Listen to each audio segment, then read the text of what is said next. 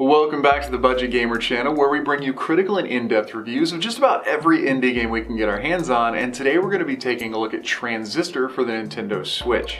And if you are a fan of action-adventure RPG games like Bastion, well, this one's probably going to be one you're going to be interested in because it's actually released by the same developer. Starting off the game though, we're confronted with our main character Red, who finds herself near the impaled corpse of another one of the game's characters. And dislodging this sword from the other character's abdominal cavity introduces our main character Red to the game's main staple mechanic, the Transistor. The Transistor itself is a fast friend and companion, and also the source of the game's real-time narration. And though the story of the game definitely isn't spelled out very clearly as soon as we start, it does build the further you get into the game.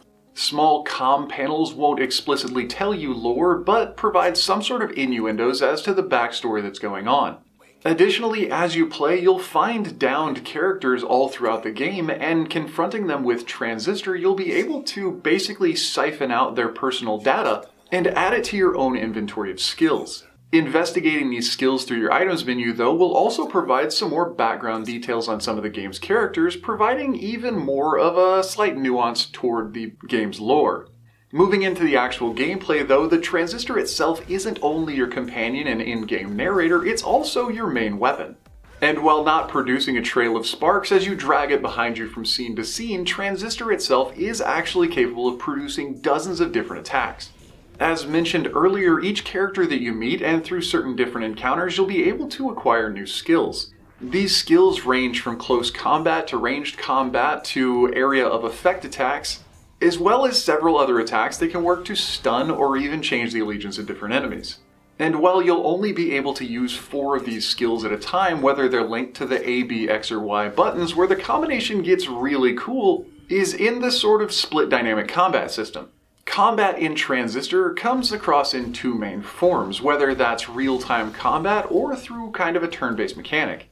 So if you are a true action gamer, you can definitely run in and out of combat spamming all sorts of attacks and combinations, but by pressing the RZ button, you can essentially stop time and plan out series of attacks. However, if you do make use of this turn system, you'll have to wait until that blue bar at the top of the screen recharges before you'll be able to use any of your skills even in real-time combat.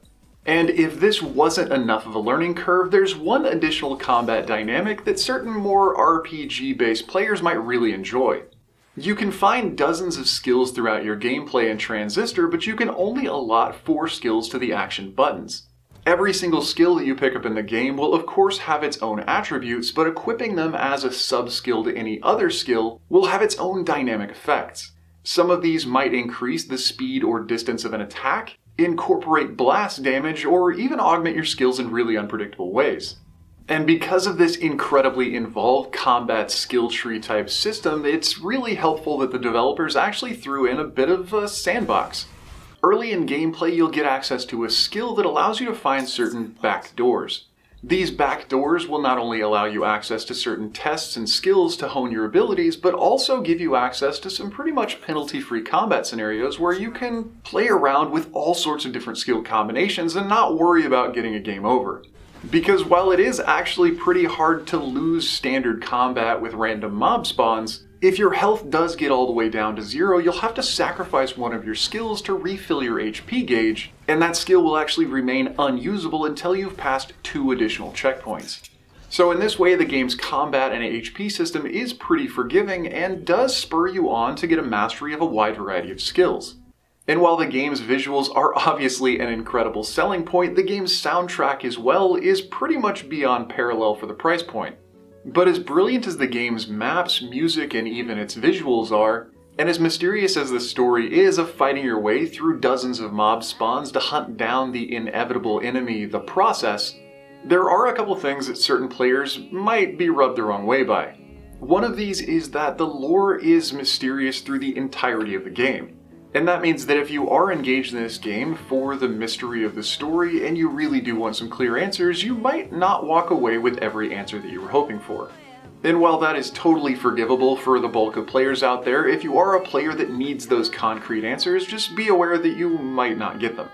Other than that, this beautiful game only lasts for about 5 or 6 hours on your initial playthrough. But thankfully with its release to the Switch, it also has a bit of a New Game Plus mode.